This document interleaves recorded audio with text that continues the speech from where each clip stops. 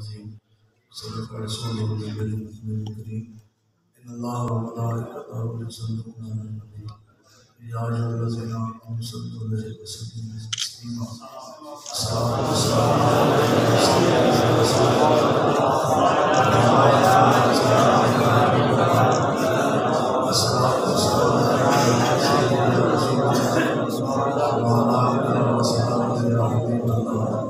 الصلاة والسلام عليك يا سيدي يا رسول الله وعلى آلك وصحبه يا خاتم النبيين. آپ تمام لوگ رسول اللہ صلی اللہ علیہ وسلم کے غلام تشریف فرمائیں. تو وقت جو ہے وہ کافی ہو گیا اور بعد نماز عشاء شروع ہوئی ہے جی محفل. تو محفل پاک کا آغاز بھی قریب 7 سوا 7 سے ہو چکا. تو بات یہ ہے کہ آقا و مولا رسول اللہ صلی اللہ علیہ وسلم ہمیں چمکتا دین دے کے گئے ہیں، اور جو بے عمل آدمی ہے نا، جس کا عمل نہیں ہے اور جس کے اندر اخلاص نہیں ہے، تو یہ پھر جتنی مرضی محفلیں کر لی جائے اور جتنی مرضی اس کے سامنے جوش اور خطابت دکھا دیا جائے تو پھر اسی بھی خالی جاؤ گے تو تسی بھی خالی جاؤ گے. اور ماں تشریف فرمائے، مشائخ تشریف فرمائے اور رسول اللہ کے غلام بھی اندر تشریف فرمائے. اور بہت زیادہ لمبی بات بھی نہیں ہوگی، جو ہم تھوڑا سا لیٹ ہوئے اس کے لیے بھی معذرت خواہیں کہ وہ خالصتاً اپنی تحریکی تنظیمی ہی کچھ معاملات تھے جس کی وجہ سے ہم تھوڑے سے تاخیر ہوگی. اب بات یہ ہے جیسے 12 بجے تک محفل رہ جائیے تو صبح اگر آپ نماز ہی نہ پڑھیں تو پھر 10 محفل آنے کا فائدہ ہے. پوری رات محفل نعت ہوتی رہے، پوری رات محفل نعت ہوتی رہے تو صبح جو اگر کسی فرض نماز چھاڑ دو پھر دیکھیں رسول اللہ صلی اللہ علیہ وسلم نے فرمایا جو بے نمازی ہے اس کا ہر عمل ہی باطل ہے. دوسرے مقام پر رسول اللہ صلی اللہ علیہ وسلم نے فرمایا جو بے نمازی ہے اس کے اوپر ہر وقت آسمان سے اس کے ساتھ رہنا، اس کے ساتھ اٹھنا، اس کے ساتھ بیٹھنا، اس کے ساتھ کھانا پینا سب ناجائز ہے. صحابہ نے عرض کی یا رسول اللہ اس کی کیا وجہ؟ تو رسول اللہ صلی اللہ علیہ وسلم نے فرمایا کہ اس لیے کہ جو بے نمازی ہے اس کے اوپر ہر وقت آسمان سے لعنت برستی ہے. تو اس لیے آپ مخلص ہو کر دین کے ساتھ کھڑے ہوں اور پوری جرأت اور قوت کے ساتھ آپ کھڑے ہونا ہے انشاءاللہ. جب آپ اخلاص کے ساتھ کھڑے ہو جائیں گے تو پھر 313 صحابہ بھی ہوں اور 297 صحابہ بغیر تلواروں بھی ہوں. دیکھو نا جو بدر کا میدان لگا، ہمیں تو امیر المجاہدین نے یہی رائے عظیمت جو ان سے ہمیں سکھائی ہے، اور یہی وہ رائے عظیمت پھر ہم نے دیکھی کہ جب لانگ مارچ کا اعلان کیا گیا اتنے سخت دور میں، جب تحریک لبیک کے اوپر جناب قلعتم کا بھی ٹھپا تھا، اور جب ہم چلے تو چلتے ساتھ انہوں نے کہا کہ یہ غدار بھی ہیں اور یہ ملک کے بھی غدار ہیں اور یہ جو ان سے بہت بڑے دہشت گرد بھی ہیں، یہ انتہا پسند بھی ہیں، غداری کے دہشت گردی کے ٹھپے ہمارے اوپر. اب بتاؤ جو نبی آپ کو مولا رسول اللہ صلی اللہ علیہ وسلم کی عزت ناموس کی پہرے داری کے لیے بنتے ہیں، کیا وہ حضور کا غلام ہے، اس ملک کا وہ وفادار ہے یا وہ غدار ہے؟ تو ہم نے پھر وہ نظارہ دیکھا، ہم نے خود دیکھا کہ ایسے لوگ بھی تھے کہ جو چوک یتیم خانہ مسجد رحمۃ اللہ علیہ سے وہ بغیر جوتیوں کے چلے اور وزیر آباد تک بغیر جوتیوں کے چلے. اور ایسے نہیں رستے میں ہزاروں لاکھوں جو سے وہ شہر برسائے گئے، گولیوں کی بچھاڑے گئے، ڈنڈے مارے گئے، زمستان کی ایک نئی داستان ختم ہو گئی، لیکن وہ ننگے پاؤں چلتے جا رہے تھے. نال ایک ایرسن کے ستم کا ادھر ہاتھ ادھر آسمان، تیر آسمان جدھر آسمان. رسول کا غلام جو ہے نا وہی ہے کہ جو اوکے ہوئے رسول اللہ کے دین دے نال کھلو ہوئے. آج تو ہم سارے ادھر بیٹھے، آپ بھی بیٹھے، ہم بھی بیٹھے، ہر بندہ یہ کہے گا جی میں بہت بڑا عاشق رسول اور میں بہت بڑا جناب مرد، میں بہت بڑا عاشق رسول. لیکن ہمارے حضرت امیر المجاہدین رحمۃ اللہ تعالیٰ علیہ آپ فرماتے ہیں کہ جنے کا پتہ میدان کے اندر لگا، جدو میدان لگے تو پھر ہی تو پتہ لگتا ہے کہ جنا کہڑا سی تو لمبا کہڑا پہ گیا. تو میدان لگا جناب بدر میں میدان لگا، پورا کفر سامنے آ کے کھڑا ہو گیا. یہ ہیں وہ صحابہ آج جو وقت پکارے کرتے ہیں نا صحابہ کے خلاف. مجھے اور آپ کو اپنے دل کے سینے کی کیفیت کا واللہ کوئی پتہ کوئی نہیں کہ گناہ اور خطائیں کر جانے کے بعد ہمارے دلوں کے اوپر سیاہ پتوں کی تعداد کتنی، کچھ روشنی کچھ نور باقی رات کا نہیں. لیکن یہ وہ صحابہ کے سینوں کے اندر دھڑکنے والے دل ہیں جن کے بارے میں اللہ تبارک و تعالیٰ نے قرآن میں گواہی دی. اللہ نے فرمایا کہ اولئک کتب فی قلوبہم الایمان. اللہ نے فرمایا کہ اے میرے حبیب یہ آپ کے غلام صحابہ ہیں جن کے سینوں کے تختیوں کے اوپر میں نے اللہ نے خود ایمان لکھ دیا ہے. سورہ مجادلہ میں اللہ تعالیٰ نے فرمایا قرآن مجید اے میرے حبیب یہ آپ کے غلام صحابہ غلام ہیں کہ جن کے سینوں کی تختیوں کے اوپر میں نے اللہ نے خود ایمان کی کتابت کر کے ایمان لکھ دیا.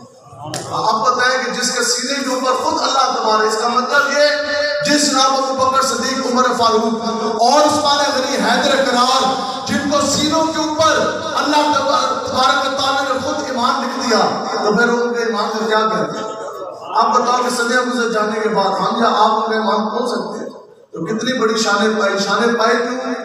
شانیں تب پائی کہ کی محمد سے وفات تو نے تو ہم دے رہے ہیں، یہ جہاں چیز ہے کیا لوگ ہم دے رہے ہیں۔ سنو جی پھر حضور علیہ السلام نے جون سینہ جو آپ کے غلام تھے انہوں نے شانیں کس طرح پائی، اور قیامت تک آپ کا نام صحابہ کرام کا نام زندہ کیوں ہوا، اور قرآن مجید میں بھی اللہ تبارک و تعالیٰ نے ان کی ایمان کی گواہیاں کیوں دی، اور ان کو جنت کے سرٹیفکیٹ کی سلطے کی ذریعہ کیوں حاصل ہوئی۔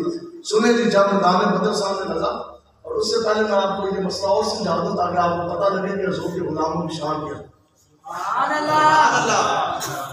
فرعون نے دعویٰ کیا خدائی کا، پتہ نا جی سارے تو جو ہے فرعون نے دعویٰ کیا خدائی کا دعویٰ کر جانے کے بعد اس نے بچے بھی اس نے شہید کروائے بنی اسرائیل کے، بڑا اس نے زمستان کے پہاڑ ڈھائے۔ اس کے بعد اللہ تبارک و تعالیٰ نے اپنے نبی حضرت موسیٰ علیہ السلام کو حکم دیا کہ موسیٰ آپ کے اوپر جو ایمان لے کر آئے ان اہل ایمان بنی اسرائیل والوں کو رات کی تاریکی میں آپ مصر سے لے کے نکلے اور آپ ان سے وہ ہجرت فرما لیں، سندھ بھی بتا دیں کہ اس طرف آپ نے جانا ہے۔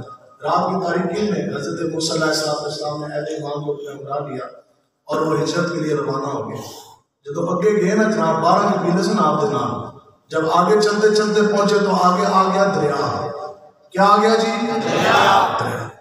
تھوڑی دیر بعد فرعون نے خبر ہوگی تو پیچھے دیکھا تو پیچھے آ گیا فرعون۔ آج ملک پاکستان میں جو فوج ہے نا اس کی تعداد قریب 9 لاکھ ہے۔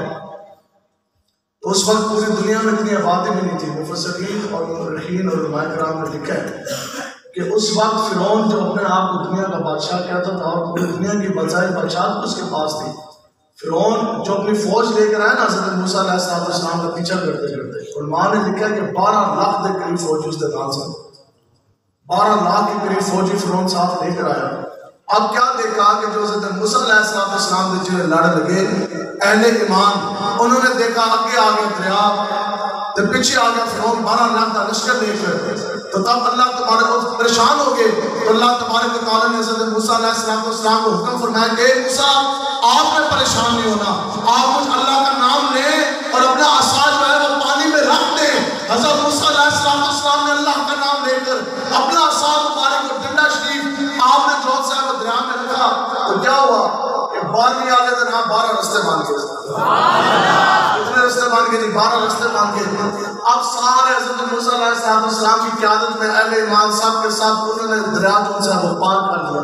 اب دریا پار کر جانے کے بعد جب فرعون نے دیکھا نا جب اندر گند ہوئے نا باطن جب اندر گندہ ہو جائے تو پھر مولانا روح فرماتے ہیں جس بندے کا اندر گندہ ہو گیا نا باطن اس کا اندر گندہ ہو گیا، آپ فرماتے ہیں وہ پھر نبیوں کا زمانہ پاک کے بھی وہ راہ راست پہ نہیں ہوتا۔ جس انسان کا اندر گندہ ہو گیا نا وہ پھر مولویوں کی تقریریں سن کے صحیح نہیں ہوتا، اس کے سامنے پورا قرآن مجید کا ترجمہ سنائیں، پھر 1 نہیں 2 نہیں 3 نہیں 5 10 تفاسیر اس کو سنائیں، پھر پوری سیاست کی کتابیں آپ اس کے جناب پوری شرح آپ سنا دیں۔ لیکن مولانا روح فرماتے ہیں کہ جس انسان کا اندر گندہ ہو جائے وہ انبیاء کرام کا زمانہ پا کے بھی وہ راہ راست کا نہیں ہوتا۔ اب جناب کیا ہوا کہ حضرت موسیٰ علیہ السلام اپنے نال سارے جناب دریا پار ہو گیا۔ جب فرعون نے دیکھا نا وہ پار کر گیا تو اس ٹائم اس ایک بھی نہیں بنیا آکڑ اور اندر جب گندہ ہو جائے اتنی گندی بیماری ہے۔ اس نے آگے سے کیا کہا؟ اس نے کہا واہ جی یہ جو 12 رستے بنے ہیں یہ تو میرے فرعون کے جناب خوف کی وجہ سے دریا پھٹ گیا۔ وہ خود بھی اس نے گھوڑا جو سا داخل کیا، فوج اس نے اشارہ کیا، اس نے کہا آج وہ ہم نے ان کو پکڑنا ہے۔ تو جب فرعون اندر ہوا اور 12 لاکھ کا لشکر اس کے پشت کے ساتھ تک قریب جب وہ بھی دریا کے اندر گئے تو کیا ہوا کہ جون سے وہ دیواریں آگے دریا جو دیواریں کھڑی تھی نا پانی کی، اللہ نے حکم دیا تو وہ دیواریں جو سے وہ پھٹ گئی اور وہ چل پڑی اس طرح پانی۔ اب سنو کہ یہ ہم کہتے ہیں کہ اللہ تبارک و تعالیٰ کی جو پکڑ ہے نا وہ بڑی شدید ہے۔ تو ابھی یہ جو دنیا دار کمینے ہیں جنہوں نے دین کے اوپر حملہ کیا، خدا کی قسم انشاءاللہ ہم نے زندگیوں میں ان کی جون سے ان کو عبرت کا نشان بنتے ہوئے دیکھنا اور مسجد میں بیٹھ کے آپ نے کیا آپ نے دیکھنا کہ ان کے ساتھ ہونا کیا۔ کیونکہ جس نے بھی آقا و مولا کے چمکتے دین پر ہاتھ ڈالا، جس نے بھی آقا و مولا کے قدہ خط پر ٹکا ڈالا، اور جس راہی نے بھی آقا و مولا کی عزت آموز کی طرف پہلی خدا کو دیکھی، اللہ تبارک و تعالیٰ نے اس جہان میں نہیں قیامت تک اس کو نشان عبرت بنا دیا۔ یہ 12 لاکھ کے قریب لوگ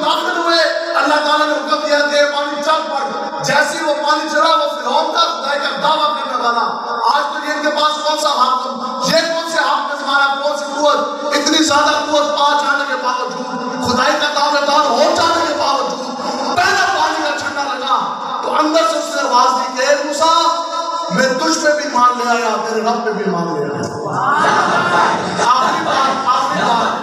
आखिरी बात जो फिरौन ने की ना जिंदगी की, वो बात ये थी कि मूसा मैं तुझ पे भी मान ले आया, तेरे रब पे भी मान ले आया। बस हज़रत पहला छंटा लग गया। अभी तो कब्र की सख्ती आ गई है, अभी तो दोज़ख की शर्मिंदगी आ गई है, अभी तो जहन्नम की आग, अल्लाह का जलाल बाकी है, अभी तो पहला पानी का छंटा तू ना बर्दाश्त कर सका। अंदर से आवाज गई, मूसा मैं तुझ पे भी मान ले आया, मैं तेरे रब पे भी मान ले आया, तो आज ले उनकी पनाह। हज़रत मूसा अलैहिस्सलाम ने फरमाया ना फिरौन, आज वक्त चला गया और पानी रुक जाओ, फना हो जाओ। आपने फरमाया कि फिरौन आज वक्त चला गया। जब मैं अल्लाह का नबी तुझे अज़ानें सुनाता था, अल्लाह का पैगाम देता था, तुझे ये कहता था कि मुझे अल्लाह तबारक व तआला ने अपनी वहदानियत का प्रचार करने के लिए, अपनी इबादत के लिए मुझे भेजा, तब तो तू आकर के बैठ गया था सामने। उस टाइम तो तुम्हें अपनी ताकत पे, अपनी कुर्सी पे बड़ा नाज और घमंड और फख्र था। उस टाइम तो तुमने कहा जी मैं तो खुद खुदा हूँ। तो आपने फरमाया कि अभी तो ये शुरुआत है, आगे आगे देखो क्या होता है। आपने फरमाया ना मूसा, आज तेरे पास जब वक्त था वो वक्त चला गया। बात ये है कि मैंने और आपने आज नहीं तो आज रात हो, आज रात नहीं तो कल सुबह, सुबह नहीं तो शाम, शाम नहीं तो परसों, एक दिन मैंने और आप साथ में जो है वो मरना है या नहीं मरना जी। कोई वो बंदा हाथ खड़ा करे जिसने मरना नहीं, जिसने मौत पे मान ली, हमने मरना है। तो जाते जाते जो जब पानी से मछली से निकलती है ना तो वो फड़कती है, और दुनिया से जाते जाते जो मैंने और आपने फड़कना, उस टाइम जो हमने कहना कि या अल्लाह मुझे माफ फरमा दे, या अल्लाह मेरी तौबा, और मेरी तो अपनी पूरी जिंदगी जो सी है वो सियासत के पीछे फना कर दी। या अल्लाह मैंने तो अपनी पूरी जिंदगी, पूरी उम्र बर्बाद कर दी। मैं गुनाहगार, मैं सियाकार, मैं दुनियादार कमीनों के निजाम के लिए खड़ा हुआ, उनको मैं वोट सपोर्ट करता रहा। या अल्लाह मेरी माफी, मेरी तौबा। आप बताओ मां तशरीफ फरमा, उस टाइम तौबा का दरवाजा बंद हो जाना है, उस टाइम तौबा का दरवाजा बंद हो जाना, उस टाइम पर साड़ी माफी कबूल कोई नहीं होनी। तो आज है वक्त, आज तौबा करके उठे, आज ले उनकी पनाह और आज मदद मांग उनसे, फिर ना मानेंगे क़यामत में। तो आज तौबा करते हैं ना जी, आपका मौला दीन के साथ चल रहे हैं इंशाअल्लाह, बात है इंशाअल्लाह। और निज़ाम मुस्तफ़ा का नफाज के लिए भी मेहनत करनी है। ये बिल्कुल इसमें कोई सियासी बात या लड़ाई झगड़ा नहीं। हमें किसी दुनियादार, किसी कबीले का निज़ाम नहीं चाहिए, हमें वो पाक निज़ाम, आला और खूबसूरत निज़ाम चाहिए जो आपका मौला लेकर आए, जिसका नाम निज़ाम मुझे। आज तो जवान हमारे भाई बैठे जो खड़े, तो हमारी जवानियाँ किस लिए? इसलिए कि दुनियावी दारों के लिए, सियासियों के पीछे हम इसको दर करें। जवानी आई हज़रत मोहम्मद बिन कासिम पे, 17 साल की उम्र में पूरा सिंध जो है वो फतह करके दे दिया बाबुल इस्लाम। और जवानी आई हज़रत अली अकबर पे, आई या नहीं आई जनाब? अपनी जवानी ऐसी आई कि पूरा जिस्म आका और मौला के दीन के लिए टोटे टोटे करवा कर आपने करबला में बता दिया कि मेरे हजूर के गुलामों क़यामत तक जवानों के लिए पैगाम है कि जब जवानी आई तो फिर कैसी है हज़रत अली अकबर पे कि अपना पूरा जिस्म जो है वो कटवा दिया, लेकिन आका और मौला के दीन में आज बताए ना, क्या कोई ऐसा बंदा है अपने से जिसकी माँ ना हो? कोई माँ के बगैर हम जितने भी बैठे हैं, हम सब माँ बहन बेटियों वाले बैठे ना, और इज्जत वाले लोग बैठे। अब बताओ कि एक इंसान के साथ एक उसकी माँ, फिर उसकी बहनें, अगर उसकी शादी हो गई है जो शादीशुदा है, फिर उसकी बीवी, और अगर सैकड़ों औलाद है तो फिर उसकी बेटियाँ। एक माँ, एक बहनें, फिर उसकी बीवी, फिर उसकी बेटियाँ। ये तो वो है जो एक चार दीवारी के अंदर है। एक मर्द के साथ कम से कम 5, 8, 10, 15 औरतों की इज्जत जुड़ी है। लोगों को पता है, वो मेरी माँ बहन बेटी की बीवी की तरफ नहीं आप उठा के देख सकते। उनको ये पता है कि उसका गैरत वाला पार्ट बेटा, उसका बाप, उसका भाई, उसका शोर जिंदा, इसके जीते जी हम इसकी माँ बहन बेटी की तरफ नहीं देख सकते। क्यों? क्योंकि ये अपनी माँ बहन बेटी की इज्जत का रखवाला है। असी जे इसकी माँ बहन बेटी की तरफ देखेंगे तो ये तो हमें ले जाएगा, ये तो सामने छोड़ेगा नहीं। अब बताओ कितनी और मेरे और आपके अंदर तो गैरत जरूर मौजूद कि हमारे होते हुए हमारे जीते जी कोई हमारी माँ बहन बेटी की तरफ पहले हम उठा के ना देख सका, और उनकी इज्जत नामूस की पहरेदारी के लिए हमने कहा जो से वो गार की, जो से वो गर्म और सख्त बातें भी सुनी, मौसम की सख्तियाँ बर्दाश्त की, सुबह सुबह जनाब दुकान में गए, शाम को वापस आए, बाहर के मुल्क में गए, कितना कितना रोजगार कमाया, फिर जनाब चार दीवारें बनाई, फिर छत बनाया, फिर दीवारें बनाई, फिर दरवाजे लगाए, फिर खिड़कियाँ लगाई। तो हमारी माँ बहन बेटी की तरफ आँख उठा के ना देख ले, कोई झांकी ना मार ले। अब बताओ कि अपनी माँ बहन बेटी के लिए तो हमने इतना कुछ किया, तो वैसे तो मुझे बताओ कि अपने नबी की इज्जत के लिए क्या कुछ किया। کوئی ہے تو وہ کھڑا ہو کے بتائے۔ پچھلے 10 سالوں میں اپنی بات کرتا، میری ماں، میری بیوی اور میری 3 بیٹیاں، میری 2 بہنیں، ان کا کوئی ایک بندہ خاکہ بھی نہ بنا سکا، ان کی طرف کوئی بدماش میری آنکھ اٹھا کے نہ دیکھ سکا، اتنی غیرت میرے اندر موجود ہے۔ لیکن آقا مولا کے پچھلے 10 سالوں میں 50 لاکھ سے زائد خاکے اسلام بن گیا۔ وہ کون سی پیری ہے، وہ کون سی فقیری ہے جو آقا مولا کی عزت کے لیے کام نہ آ سکے؟ 1.5 ارب سے زائد مسلمان اس وقت پوری دنیا کے نقشے پر موجود ہے۔ 20 کروڑ سے زائد مسلمان ملک پاکستان میں موجود، اتنی زیادہ آبادی ہو جانے کے بعد ہم سب کی عزتیں آقا و مولا کی وجہ سے ہیں۔ جو ہمارے بزرگ گزرے ان کی بھی عزتیں آقا و مولا کی وجہ سے۔ قیامت تک ہماری نسل کی ایک ایک بچے کی اگر عزت ہے تو وہ بھی آقا و مولا کی وجہ سے۔ قبر کے اندر بھی، میدان حشر میں بھی اگر ہماری عزت سلامت رہنی تو آقا و مولا کی وجہ سے۔ ہم سب کی عزتیں آقا و مولا کی وجہ سے سلامت، لیکن پھر ہماری وجہ سے ایک آقا و مولا کی عزت ناموز کے اوپر 50 لاکھ سے زائد خاطر اسلام بن گئی۔ آپ لوگ کہتے ہیں آپ مولوی جذباتی ہو جاتے ہیں، آپ لوگ احتجاج کرتے ہیں، بتاؤ جی کسی کی ماں کی کوئی بندہ عزت لوٹے اور وہ بندہ روتا پیٹتا تھانے دار کے پاس چلا جائے تو وہ ٹیکسی کی کسی تھانے میں جائے کہ اللہ کا واسطہ میرے نام ظلم ہو گیا، میں جو پرامن شہری ہوں، قانون کا جناب میں پابند ہوں، پاکستانی قانون کا، تسی تواڈی مہربانی تسی پرچہ کٹو، میری ماں کی فلانے نے عزت لوٹ دی۔ آگے وہ تھانے دار آپ اور بچوں پہ ہاتھ مارے 4 دن نکل جاتے ہیں، کوئی پرچہ نہیں ملتا۔ اگلے دن وہ جائے، اگلے دن کوئی اس کی بہنوں 2 کی عزت لوٹ لے، پھر جائے کوئی اس کی بیوی کی عزت لوٹ لے، پھر وہ جناب جائے تو 10 دنوں بعد اس کی بیٹیوں کی بھی عزت تار کر دے، کبھی ڈی پی او کے پاس، کبھی ڈی سی او کے پاس، کبھی ایک وزیر، کبھی دوسرا وزیر، کبھی ایک مشیر، کبھی گورنر، کبھی صدر، کبھی وزیر، ہر در پہ ہو جائے، کہیں بھی اس کو انصاف نہ ملے تو پھر بتاؤ اس نے آخر کیا کرنا؟ پھر اس نے روڈ پہ آگے احتجاج نہیں کرنا تو اور کیا کرنا؟ ہم لبیک والوں کے پاس نہ ہمارے پاس ایٹم بم، اگر ہمارے پاس ایٹم بم ہوتا تو قسم خدا ہمارے پیر و مرشد امیر المجاہدین نے بتایا کہ حضور کی غلامی کا حق یہ ہے کہ مومن کے پاس اگر ایٹم بم ہے تو وہ آقا مولا کی عزت ناموز کی پہلے داری کے لیے پہلے گھنٹے کے اندر ہم نے ملک پاکستان سے ایٹم بم چلا کر فلسطین کو ہم نے دنیا کی سماج سے ختم کر دیا۔ رسول اللہ لبیک لبیک لبیک یا رسول اللہ لبیک لبیک لبیک یا رسول اللہ لبیک لبیک لبیک یا رسول اللہ لبیک لبیک لبیک یا رسول اللہ لبیک لبیک لبیک۔ جس پہ غیرت کے اندر جذبہ جہاد کوئی نہیں، جس کے سینے کے اندر ایمان کی قوت کوئی نہیں، اس کو کیا پتا کہ آپ کو مولا کا دین کیا، حضور کی عزت ناموز کا مسئلہ کیا، عقیدہ ختم نبوت کی پہرے داری کی تاثیر کیا۔ غلامی میں ناکام آتی ہے شمشیر نہ تدبیر ہے۔ کلام اقبال رحمۃ اللہ تعالیٰ نے یہاں قلم اٹھایا، پھر ایٹم بم بھی ہونا، اس نے ہمارے قلم میرے مجاہدین نے کہا نا، حضرت علامہ سعد حسین رضوی صاحب نے، آپ نے فرمایا، حافظ صاحب نے، آپ نے فرمایا میرے محترم نے کہ جناب پھر اگر ایٹم بم بھی ہونا تو وہ بھی نہیں چل سکتے۔ آج بتاؤ، آج کا جو ایٹم بم ہے، آج کا جو اسلحہ، آج کا جو محکمہ، آج اگر وہ رسول اللہ کی عزت کے لیے استعمال نہیں ہوا، حضور کی عزت کے لیے تو بم اور توپے اور جہاز اور کلاشن کوفے اور یہ جو سے یہ ایٹم بم کام آیا۔ آپ بتائیں علماء تشریف فرما، جواب آپ نے دینا، سوال میں کر رہے ایجنسی والے بھی بیٹھے ہوں گے، بتاؤ کہ کل اگر آپ کو انڈیا ہمارے اوپر حملہ کر دے تو کیا جو ایٹم بم آج رسول اللہ کی عزت کے لیے نہیں چل سکتا، کیا انڈیا کے لیے چل جائے گا؟ جی تو جب رسول اللہ کی غلامی نہیں ہے نا، جب غیروں کی غلامی ہے، تب غلامی میں ناکام آتی ہے شمشیریں، شمشیر کہتے ہیں تلوار میں۔ علامہ اقبال صاحب رحمۃ اللہ تعالیٰ علیہ فرماتے ہیں اپنی غلامی میں ناکام آتی ہے شمشیریں نہ تدبیریں، ہو جو ذوق یقین پیدا تو پھر کٹ جاتی ہے زنجیر۔ فرماتے ہیں ذوق یقین ہو نا سینے کے عشق مصطفیٰ اللہ کی رحمت و حضور کی نگاہ تو پھر پیر ہی بیڑیاں ہوں تو ہاتھوں میں جونسیاں بہت کڑیاں بھی ہوں تو وہ بھی ٹوٹ جاتی ہے، بندہ جناب اس طرح کر کے پھر حضور کی عزت ناموز کی پہرےداری کے لیے تیار ہو ہے۔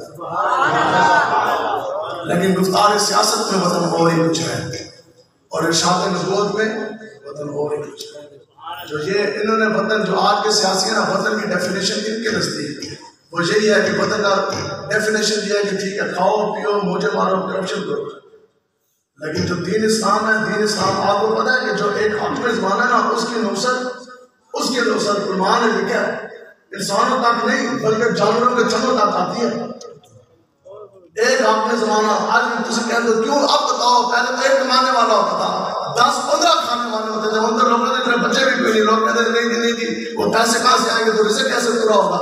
ٹھیک ہے, پہلے ایک کمانے والا 10 کھانے والے, پورا ہونا سی نہیں ہونا چاہیے. جیسے سنتے ہوتے سر جناب امریکہ میں, کینیڈا میں, یورپ میں کیا ہوگا جناب, مرد نے بھی کمانا ہے, صبح بیوی نے بھی کمانا ہے, بیٹیاں بھی ہوگی, جوان انہوں نے بھی کمانا ہے. جی ہر بندہ نہیں کمائے گا تو ان کا گزارا نہیں ہوگا. ہم سن کے چھوٹے ہوتے تھے, ہم سن کے یہ پریشان ہوتے تھے. آج وہی حال نہیں پاکستان میں. جناب مرد بھی کمائے گا تو اس کی زنانی بھی کمائے گی, پھر اس کی بچیاں بھی, دھیاں بھی کٹو, باہر جاؤ جی کماؤ, پھر بھی پوری نہیں ہو رہی. کیوں؟ چونکہ بے برکتی ہے. علماء نے لکھا ہے کہ جو بھینس اگر 10 کلو دودھ دیتی ہے نا تو جو حکم زمانہ آ گیا نا منحوس اس قسم کا, تو ہم نے فرمایا کہ بھینس میں 10 کی جگہ 5 کلو دودھ دے. تو اگر آپ لوگ یہ چاہتے ہیں کہ ملک پاکستان میں نظام مصطفیٰ کا نفاذ ہو, اگر آپ یہ چاہتے ہیں کہ برکتیں آئیں اور مدنی ہوائیں پھیلیں اور ہر طرف خوشبو ہی خوشبو ہو, ہر طرف سلامتی سلامتی ہو, کسی کے ساتھ کوئی ظلم زیادتی نہ ہو اور کسی کے ساتھ کوئی ناانصافی نہ ہو, تو پھر یہ سب کچھ اگر ہو سکتا ہے تو یہ شریعت کے بعد ہی ہو سکتا ہے. شریعت کا نفاذ ہوگا, رسول اللہ کا دین آئے گا تو یہ ساری چیزیں ہو جائیں گی. آپ لوگوں نے اس لیے محنت کرنی ہے, محنت کریں گے نا. یہ جو ہے مدنہ لوگ کہتے ہیں کہ ملک تقریر کا گراہ پہ جا رہے ہیں, انہیں سانوں غلط کوئی تصویر ہوئی نہیں. سیدھی سیدھی تقریر ہمیں بھی آتی ہے, سیدھی سیدھی سانوں بھی آتی ہے نا, ایسی تقریر جس میں پرچہ بھی نہ ہو, کوئی مسائل بھی نہ بنے. لیکن ہم نے آج تک یہ کون سی تقریر ہے کہ بتا بیان کرنے سے پہلے بندہ کہتے صدر بھی ناراض نہ ہو, وزیر اعظم بھی ناراض نہ ہو, ڈی پی اور ڈی سی او بھی ناراض نہ ہو. جب ان دنیا دار کمینوں کو راضی کرنا ہے تو پھر اللہ اور اللہ کے رسول کو راضی کس طرح کرنا ہے. ہمارے حضرت فرماتے سے دین کے اوپر گل کرنے کا موقع مل ہی گیا نا آپ. اگر اللہ تبارک تعالیٰ نے آپ کو یہ موقع دے دیا کہ اٹھو اور دین کی بات کرو, تو حضرت فرماتے تھے پھر دل کے اندر بھی اور دنیا دار کمینوں کا خیال نہیں لانا. پھر اگر دیکھنا تو آپ کا مولا کا چمکتے دین کی طرف دیکھنا. یا رسول اللہ تیرے قدموں میں جو ہے غیر کا منہ کیا دیکھے, نظروں پہ چلے کون دیکھے کلمہ تیرا, اور میں تو مالک ہی کہوں گا اور مالک حبیب, یعنی محبوب اور محب نہیں میرا تیرا. اور تیرے صدقے ہم فقیروں کو کرسی چاہیے, صدارت چاہیے, گلی چاہیے, ٹوٹی چاہیے, بچہ بڑھتی نہیں. یا رسول اللہ تیرے صدقے ہم فقیروں کو ایک بوند بولتے تیری, جس دن اچھوں کو میرے جان چھلکا دے. اب دریا ہو گیا جو پار, فرعون ہو گیا غرق, سمجھ گئے تھے نا. یہاں پر باہر سے لوگ دیکھ رہے تھے, وقت کا خدائی کا دعویٰ کرنے والا فرعون اتنا بڑا بادشاہ, 12 لاکھ بندے رڑتے جا رہے ہیں. ٹھیک ہے, ان کو یہ پتا تھا آج اگر ہماری بچت ہوئی, یہ سب مقام اس محبوب کی نہیں تو حضرت موسیٰ علیہ السلام کی وجہ سے. سب کچھ دیکھ جانے کے بعد, سب کچھ دیکھ جانے کے بعد اللہ تبارک و تعالیٰ نے حکم فرمایا کہ اے موسیٰ اپنے امتی کو, ان لوگوں کو یہ حکم دیں کہ آپ چلنا ہے بیت المقدس کی طرف اور بیت المقدس جا کے فتح کرنا ہے. اب آپ نے جنگ لڑنی ہے وہاں جہاد کے لیے. تو جن لوگوں نے وہ دریا پار کیا تھا انہوں نے پتہ کیا حضرت موسیٰ نے, انہوں نے کہا جناب وہ لوگ تو بڑے طاقتور ہیں, تو آپ ہیں نبی اور پیغام آیا, حکم آیا آپ کا رب کا, تو اے موسیٰ اس طرح کرو کہ تسی جاؤ کہ نال تہاڈا رب جائے, آپ جائیں اور آپ کا خدا جا کے ان سے جنگ لڑے, اسی انہوں نے جنگ نہیں لڑ سکتے. سب کچھ دیکھ جانے کے بعد حضرت موسیٰ کی امتیوں نے یہ صلاح دیا, یہ بات کی. اور صدیاں گزر جانے کے بعد جب باری آئی نا آپ کو مولا کے غلاموں کی صحابہ کرام کی, اور بدر کا میدان سامنے سج چکا تھا, 1000 سے زائد تعداد, اسلحے کی فراوانی, ہم نے مشکل وقت کیا, اسلحے کی فراوانی, مسلمانوں کے خون کے پیاسے, اور لگا دیا اسلحے ایک مسلمان نہیں چھڑنا, سب کے سب کو ہمیں شہید کر دینا, ان کو ہم نے کاٹ کے رکھ دینا. اتنی بڑی خون ریزی کی جنگ ہونے والی جاری.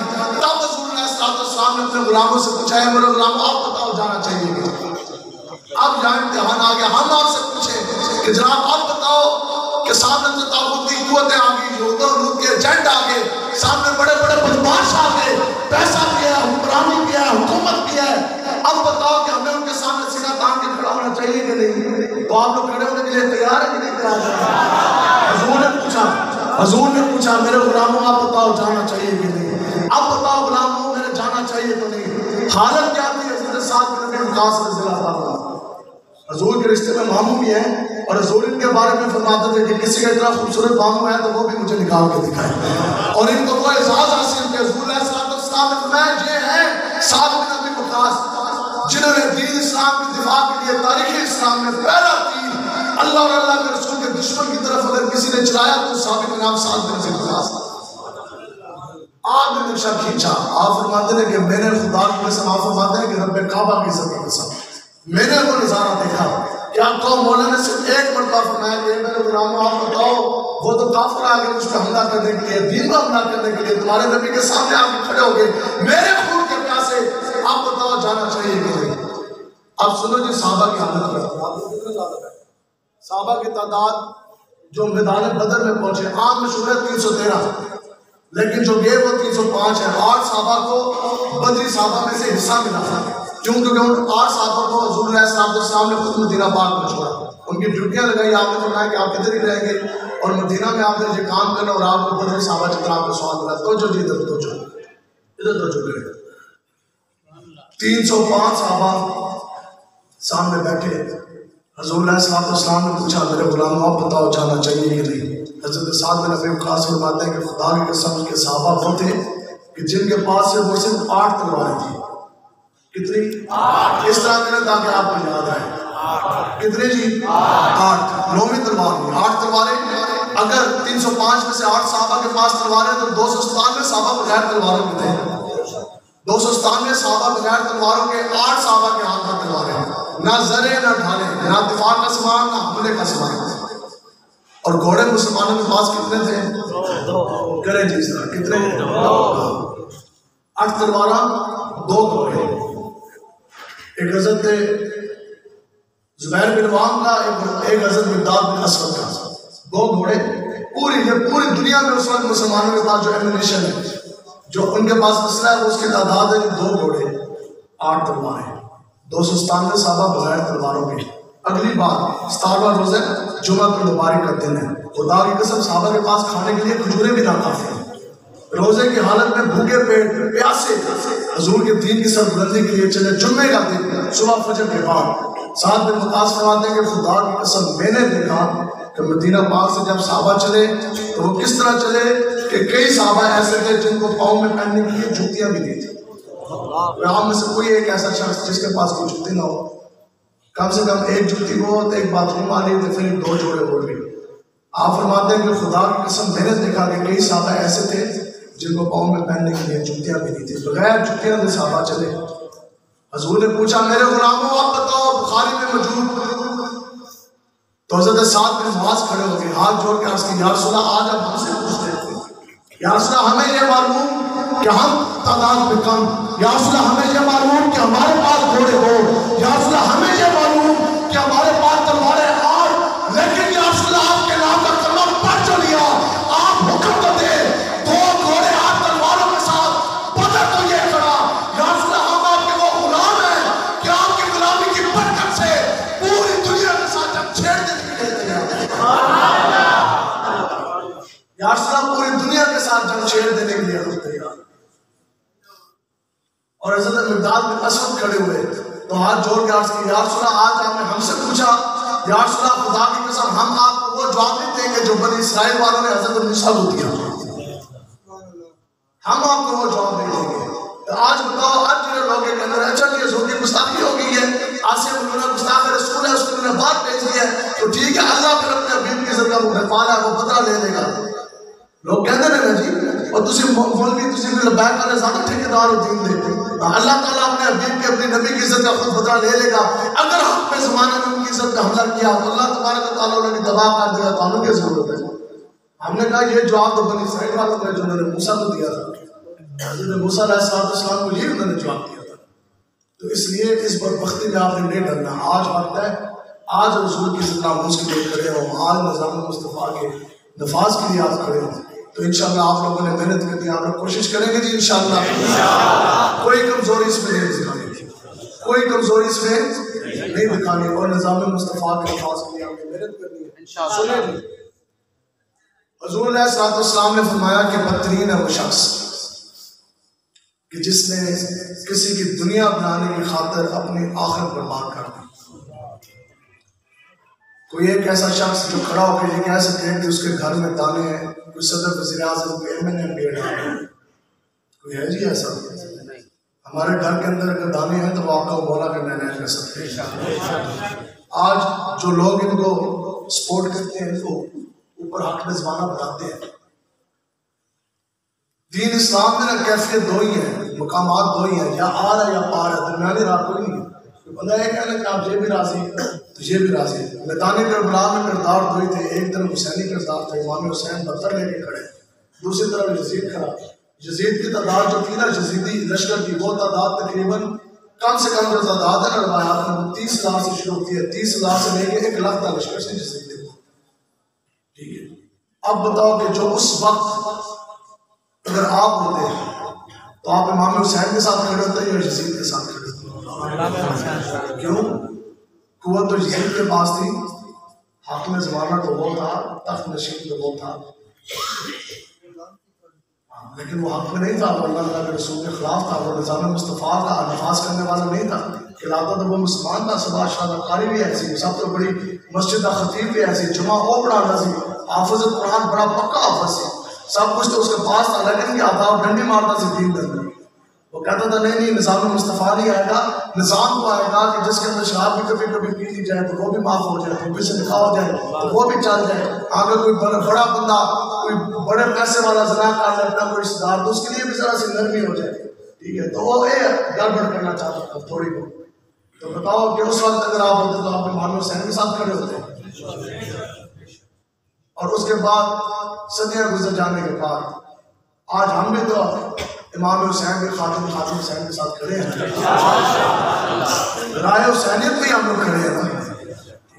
اب بتائیں کہ جو اس وقت لوگ کربلا میں اپنی جان بچانے کے لیے 2 ٹکے کمانے کے لیے اور اپنی سہولت کے لیے اس وقت جو یزید کے ساتھ کھڑے ہوئے میدان کربلا میں بھی یزیدی، وقت تو گزر گیا نا، اس کے بعد آج زمین کے کھڈے کے اندر بھی یزیدی، کل قرآن جدو میدان حشر کے اندر کھڑے ہوں گے تو پھر بھی یزیدی ہوں گے یا حسینی ہوں گے؟ یزیدی ہوں گے نا۔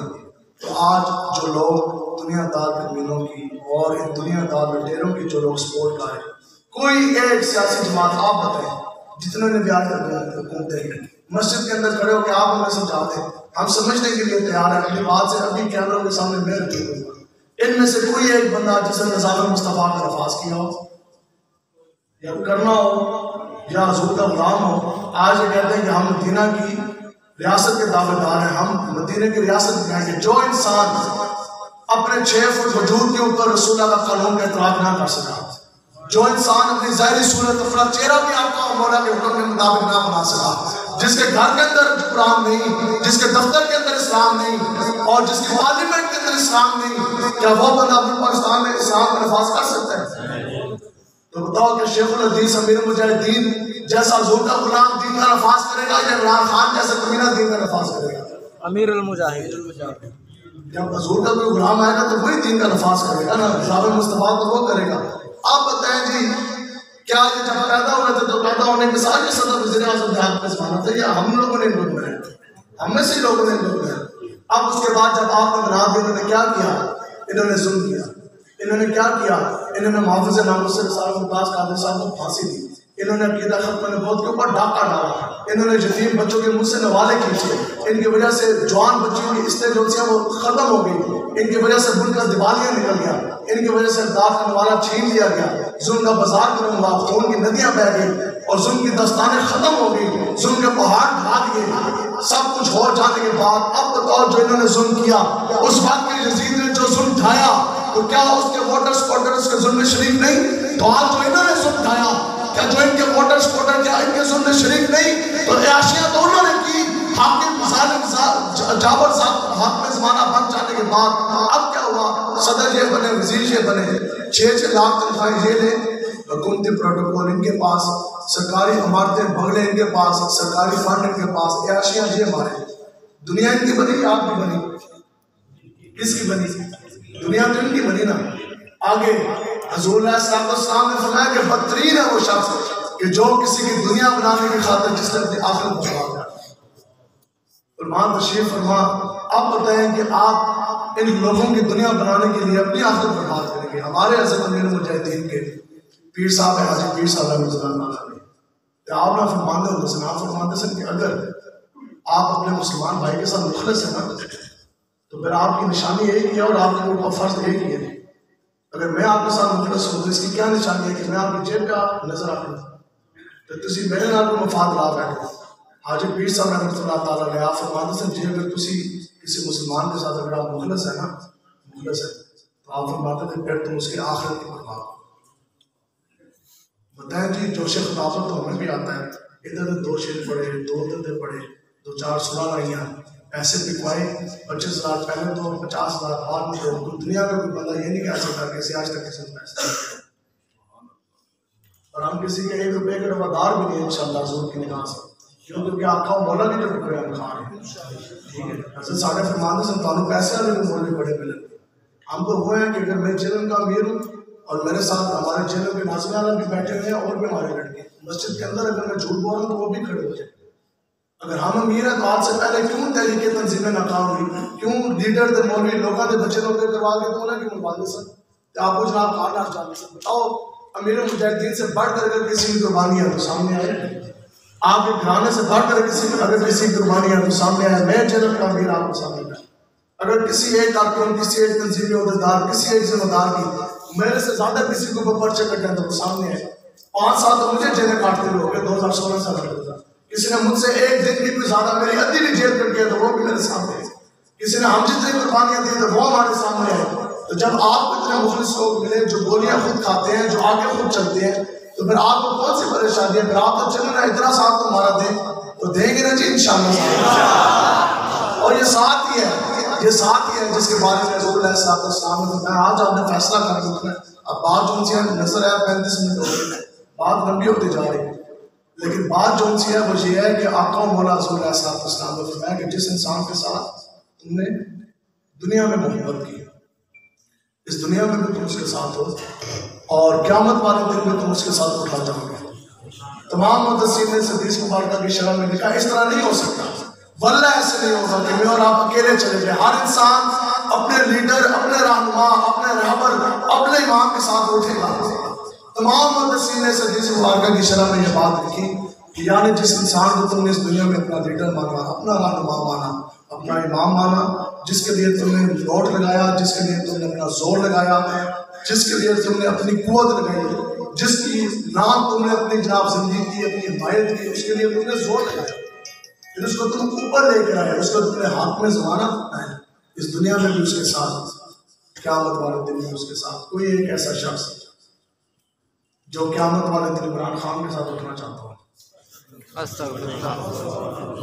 نہیں آج جو ساتھ سے زور لا رہے ہو تو قیامت والے دن یاد ساڑھے گل ہے نا کسی مفتی کا فتویٰ ہو یا ہماری کوئی لبیک کی اپنی تشریح ہو